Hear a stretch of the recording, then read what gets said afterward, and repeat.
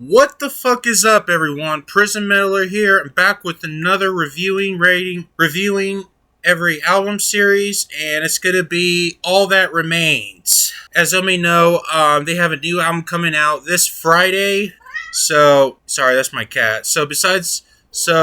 Anyways, yeah. So, since we have a new album by them on the way, we're going to review every single album by All That Remains. Now, as you may know, if y'all have seen my previous videos before, I'm not reviewing EPs, demos, compilation, live albums, or any of that. Just the full-length studio albums only. And no, this will not include their new album, Anti-Fragile. This will not include their new album for Anti-Fragile. Why? Because the album is not out yet. But the album is not out by the time this album was recorded. So, yeah, I'm going to have to do a separate review on that. So, yes. So, anyways, without further ado, let's go ahead and begin. Oh, one more thing I forgot to mention. How I rate the albums from scale from 0 to 5, 5 out of 5 being the best, and 0 out of 5 being the worst. So, anyways, let's go ahead and get started. Alrighty, now starting up, we got their debut album, Behind Silence and Solitude, released March 26, 2002, off of Prosthetic Records. As you may know, this album starts off as a Melodeath album. As you may know, previously, Phil Labonte, he was the original vocalist from Shadows Fall, and he was fired from that band. So, originally, All That Remains was a side project, but after Phil Labonte was fired from the band, he decided to be a full-time member from All That Remains. So, as you know, my thoughts on this album, it's a start, I guess. I mean, it didn't have a lot of interesting moments. It starts off as a Melodeath album. Usually most Melodeath albums from the US didn't really start off well until they got better. Like, let's say, for example, the Black Dahlia Murder. The first album didn't start off well. This is how I feel about this album, too. Even though they were metalcore, and even though, as you may know, All That Remains was originally a Melodeath metal band, and they didn't start to become metalcore until their third album. So there's that.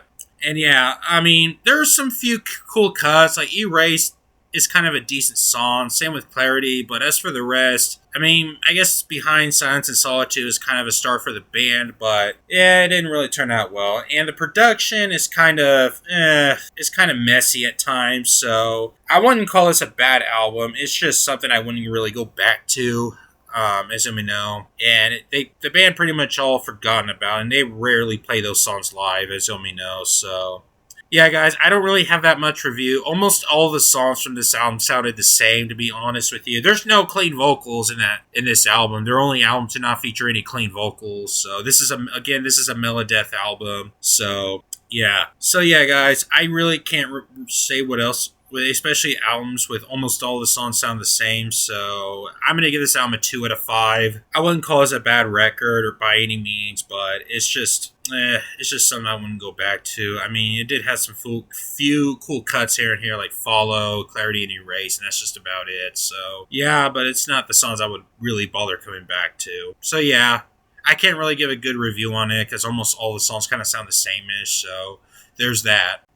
Okay, starting up with their next album, we got is This Darkened Heart, released March 23rd, 2004, off of Prosthetic Records. This album is definitely a step up from their last album. It's definitely better than their last album. It got some really killer songs too, like This Darkened Heart, really solid song. As you know, it's produced by Adam, I can't pronounce his last name. He was the guitarist from Killswitch Engage. And I think they did some collaborations on that. I think Phil Labonte was featured on one of the songs from Killswitch Engage. I forgot which one. I think he was a guest vocalist on Hope Is. Yeah, he did a guest vocalist on Hope Is, so I guess he did that as a return. So, yeah, as I know, this album is still a Melodeath album. I think one of the members, I think this is the last album to have one of the members, I forgot which one, but it didn't came back until 2022, which means this is, their bassist, Matt D. Sorry, it's just the light that flashes me, which caused me to not read that much. So, yeah, this is the last album to have him until their new album. Over 20 years, which is a cool thing. And this album took them 22 days to to record. So that's a cool, interesting here. So yeah, guys, as about the songs, I do like the songs. "In Death in My Arms," it's a great song. "This Darkened Heart," great one too. It did have some newer moments on this album. Like, this album has some clean vocals in a few songs, but not as much as their future release, as we know. So yeah, "Vicious Betrayal" is cool. I do like "Focus Shall Not Fail" and such. So yeah, production stepped up a lot too, so I'll give it that. So yeah, guys, I'm going to give this album a strong 3 out of 5, little lean towards a 3.5. So it's definitely a better album than their last album, so it's definitely a major step up. So yeah, guys, that's pretty much all I have to say here. So that's pretty much my thoughts on "This Darkened Heart." Alrighty, next up we got is "The Fall of Ideals," released July 11th, 2006, off of Prosthetic Records. As we know, this album has a much more change. It pretty much abandoned its melodeath sound to a much more of a melodic metalcore sound with bands like Killswitch Engage, Trivium, and As I Lay Dying. And this is pretty much how they stayed with their sound. Well, as for their newer songs, it was some of their songs, but as with this album, they pretty much stayed with it, and I think it sounded better when that way. I think it sounded heavier that way. It's definitely heavier than their last two albums. Yes, it has more clean vocals, too. Oh, Prison, how is this heavier when it has more clean vocalists? That's irrelevant, okay? That is irrelevant. That doesn't make it less heavier, okay? When I think of heavier, I want harsher guitar sounds. It has to be by the musically, not by vocals, okay? The vocals is irrelevant here. As I know, I think this is the first band to enter the Billboard charts. It got more mainstream attention, as we know. It's definitely sounded a lot better. I mean, it has a lot more better song. Like, I love This Calling. Not Alone's a really great track. I definitely love the guttural vocals from The Weak-Willed from Phil Labonte. In fact, I think he has the best vocals in this album, to tell you the truth. And I'm going to have to be honest here. I think this is their best album. Fall of Ideals is easily their best album to date. I love his guttural vocals from the sound of The Weak-Willed. I just love it. 6 is a great track, too. I definitely love the song 6. I pretty much like all the tracks on here. The Fall of Ideals. So, yeah, I definitely think this is a really great album. I personally think this is the band's best album to date. And yes, this is, again, once produced by Adam from Killswitch Engage. I think this is their only album to feature Shannon Lucas as their drummer. As you may know, Shannon Lucas, he was also the drummer from the Black Dahlia Murder, formerly, 3 albums after that, and whatever other bands he did. And this is the band that featured female Jeannie Sagan, or I think they have, for up until, she was originally a bassist from the Acacia Strain, and she was pretty much a decade bassist for All That Remains for like a decade or so. So yeah, guys, Fall of Ideals, I definitely think this is a great album. I'm going to give this a 4 out of 5. Really great album. That's pretty much all I have to say here. I personally think this is their best album. I think this is their heaviest.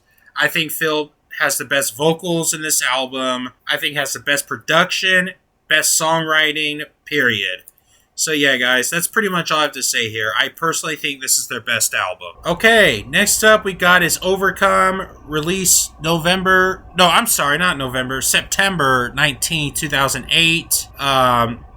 Off of Prosthetic Records. As some may know, this is the band's first album not to be produced by Adam. It was produced by Jason Sokoff. He is also the same producer who produced Trivium's first 3 albums. As some may know, he's known for producing Trivium's Ascendancy and The Crusade, so he produced that album as well, Overcome. And this album had a little bit more of a change here. This album has more of this, it got more mainstream sound. It has a lot more clean vocals than their previous album. It has a little bit more of a radio friendly too. And my thoughts on that, I'm not going to complain. This is actually a pretty solid album. I'm not going to lie. I mean, yes, some of it did have some elements from the previous album. At least they're consistent with this album, unlike their later materials. I mean, I'm not going to complain a lot on this album. I do like a lot of songs on there. Like, I do like 2 Weeks. For the Damned's great. Forever in Their Hands. I love the song, A Song for the Hopeless. I do love that. It has a great message to that, too, as well. And I noticed a lot of people gave this album some mixed reviews back in the day for focusing on this catchy hooks and stuff. As for me, I don't mind the catchy hooks. It actually fits well with this song, with song of the album. It has some great riffs too. Don't get me wrong. It has some great riffs too. I mean, I like most of the songs, even though a little has some filler. But other than that, I'm not complaining at all. So yeah, I mean, 2 Weeks is a really great song. I definitely dug 2 Weeks. What else? Again, Song for the Hopeless, really, really great track. Forever in Your Hands is a good one too. So yeah, and it has a song by Nevermore, which they are a power metal band. They did a cover, Believing in Nothing, which is the final track I'm sorry, my tongue is fucked up. Believe in Nothing, which is a closing track for the album, which is a cover song from Nevermore. They did that, and I thought it was a great song too. So yeah, other than that, guys, I actually think this is a really good album. So I'm gonna give us a 3.5 out of 5. I'm not complaining about this album. It has a little change. I think it went down tuned a bit, like a standard C tuning. I think the last 3 albums has a standard D tuning. This one's a standard C half tuning, I should say. CB tuning, I should say. So, yeah. I think this is a good album. Not as good as their last album, but it's solid. I think this is their second best album. Shoot me, I don't care. I think it's better than their second album, to tell you the truth. I think it's better than their first...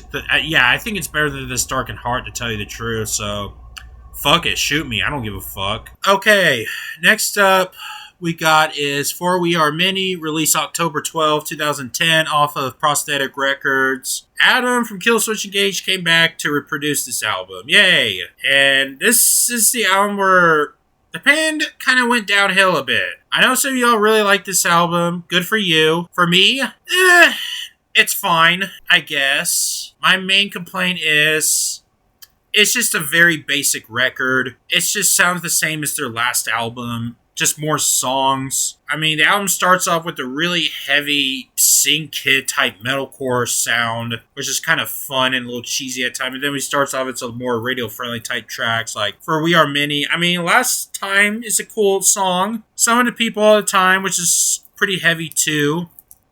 I'm not gonna lie. It kind of has this more of a throwback to this.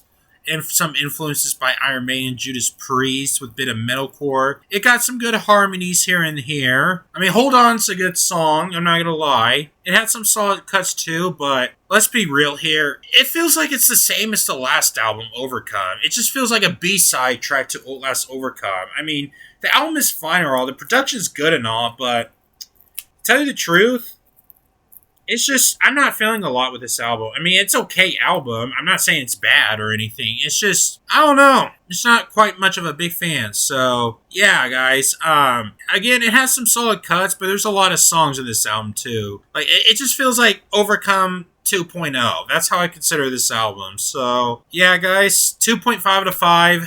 It's fine. I don't hate it. I don't think I would come back to it, but yeah, production's fine and such. I just don't hate I don't think it's terrible, but I just feel like they can be more original with this album. That's all I have to say here. Alrighty, next up we got is A War You Cannot Win, released November 6, 2012, from Razor and Tie Records.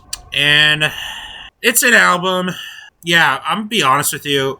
This is when the band has got bad. Like, really bad. I don't like it. This is when they got butt rock. Like, some of their songs kind of sound like fucking Daughtry a bit. Like, What If I Was Nothing sounds like a fucking cover from Daughtry. And some of their heavier songs are just really bland and unoriginal. Like, they try too hard to not be heavy, I think. I never gave a shit about What If I Was Nothing. I thought it was such an overrated song.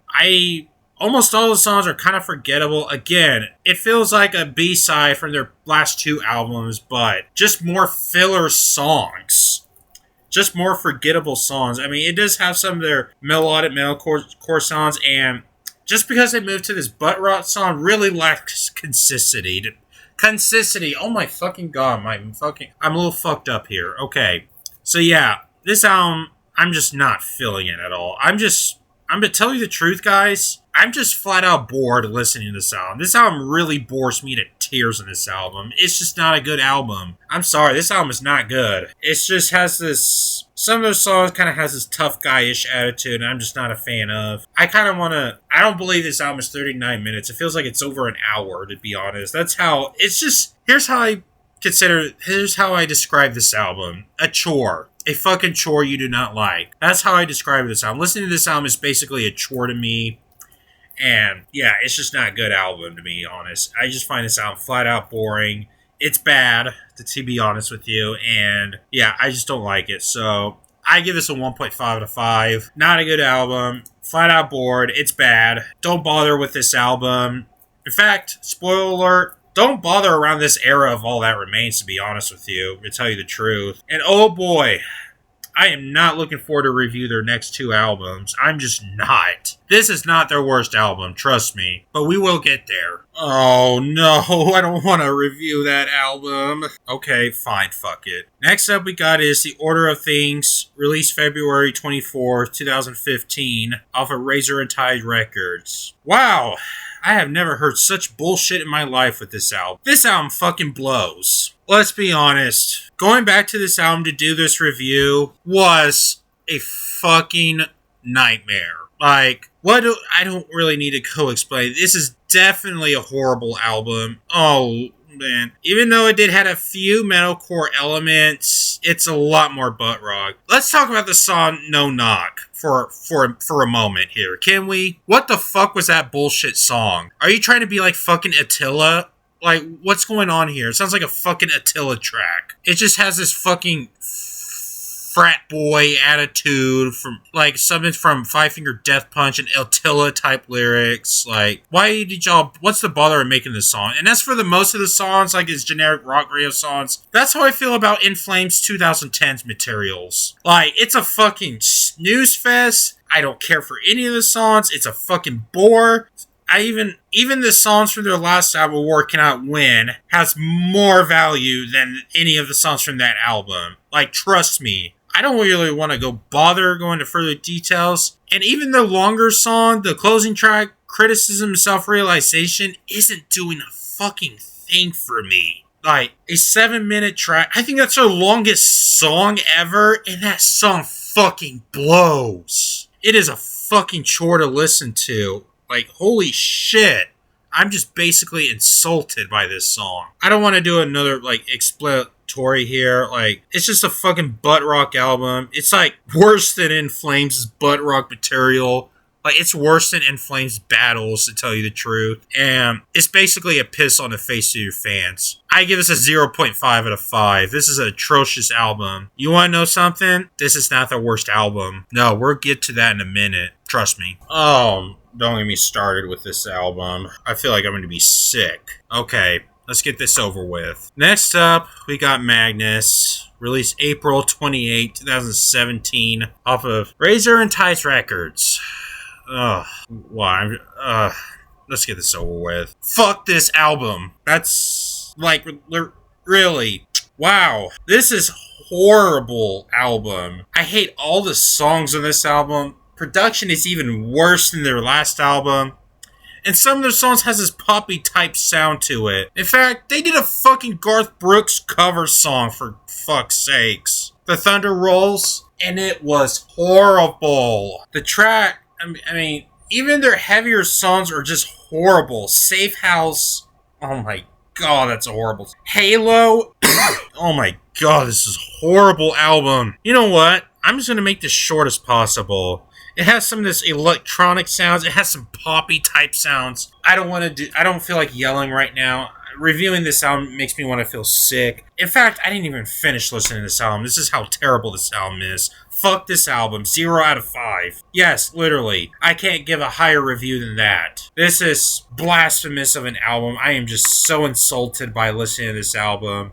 It's the same band who made The Fall of Ideals. Like, literally. And made this horrendous type of album. Like, I don't really want to talk more of this album. Can I please just move on? It's just mainly the electronic sounds that ruins the whole album. Can I, you know what? Fuck it. Sorry, guys. I hate this album. Fuck this album. Their worst album, yes. I don't want to talk this album. I'm going to be sick. I'm going to move on. Alright, next up we got is their recent album For Now, called Victim of the New Deceased, released November 9, 2018, off of Razor and Tie Records. So, apparently, a lot of people give this album a lot of praise because they turned this to be a Return to Roots album. Many people consider this to be as a return of the Fall of Ideals album, and no, it's not a Return to Roots album. It's very misleading. It says it's a return to band's heavier roots. No, it's not. But I'll say this. It's definitely better than their last 3 albums. Yes, I'll give it that. And apparently this is the last album to feature guitarist Ollie Herber, who passed away about a month before this album released. I think he died from drowning. R.I.P. to him. And this is also their final albums to feature Aaron Patrick and Jason Costa. They also left the band as well. So, yeah. Nope, it's not a Return to Roots album. Sorry, I don't consider it that way, but it's better than their last 3 albums. I'll give it that. I mean, maybe a few of their songs kind of has this Fall of Ideal roots, but as an album in general, no, it's not. Not in general. It has to be like almost the entire album, not just a few songs. That sounds like the Fall of Ideals. Doesn't work that way. So no, that doesn't make it a Return to Roots album. Like, okay, I'm not gonna lie, there are some songs that do impress me. I can definitely say it's an improvement. Like, the songs like Fuck Love, Blood I Spilled, Wasteland, and Victim of a New Deceased. Like, that's like the few songs that really do stand out to me as well. But there's a few songs that are just, you know what, they're kind of skippable too. Like, I do not like Just Tell Me Something it's a song with Danny Worsnop from Asking Alexandria. I don't really care for that song. Same as Alone in the Darkness, which is basically a boring ass ballad track. I do not care for that one either. It's just a lame song to me. But yeah, it just has some of this moments that are still from the last 3 albums, but not as much. So yeah, it's still a mid record to me. I find this album very overrated. It's way too overpraised too, considering this is a Return to Roots album. Return to Roots, my ass, but I can agree it's better than their last few albums. I'll definitely agree with that. So yeah, guys, I'm going to give this album a 2.5 out of 5. I think it's a very overrated record. I don't consider this as a Return to Roots album. It's definitely better, but it's not great. It's not a masterpiece or anything like that. I would still rather listen to their 2000s materials from Fall of Ideals and Overcome. I'd rather listen to those, and It's Dark and Hard. I'd rather listen to those 3 albums than this album, to tell you the truth. I think this is an overrated record, but it's better than their last 3 albums. It's definitely an improvement, which is kind of enough to give their new album a chance. Yes, it is way better than A War You Cannot Win, Order of Things and Madness, but nope, the album is still not great, to tell you the truth. It's just an overrated album. I'm impressed by several songs, but no, it has to be at least more, it has to have more songs to consider it almost all of the songs to consider it as a Return to Roots album. This is not a Return to Roots album. Sorry, but it's an improvement. Okay, guys, so that's the review for every All That Remains album. Now, in case you guys are going to question me, am I really a fan of All That Remains? Not really. They're kind of hit or miss. I think there's better metalcore bands like Killswitch Engage, Trivium, Bleeding Through, Unearth. I think those bands are better. So, yeah. If I were to go back to All That Remains, it would probably be Overcome and Fall of Ideals and maybe a few songs from This Darkened Heart, but everything else, I'm not going to bother because most of it are bad, to tell you the truth, so yeah. Anyways, guys, that's pretty much it. So, subscribe for more content, and that's pretty much it. I'll be planning on reviewing every Killswitch Engage album soon, since they also have a new album coming out, so stay tuned for that. So anyways, guys, I'm going to go ahead and get the fuck out of here, so I'm out.